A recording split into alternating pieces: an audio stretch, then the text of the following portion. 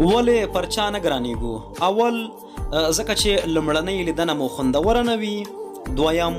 ځکه چې تل چوکاټي او خندا نه کوو، دریم ځکه چې نورو ته اهمیت نه ورکوو، څلورم ځکه چې د نورو په غم او ښادۍ کې ګډون نه کوو، پنځم ځکه چې د وګړو په اړوند مو فکر او درک منفي دی، شپږم ځکه چې له نورو سره مرسته او همکاري نه کوو، اووم ځکه چې ښه چلند نه کوو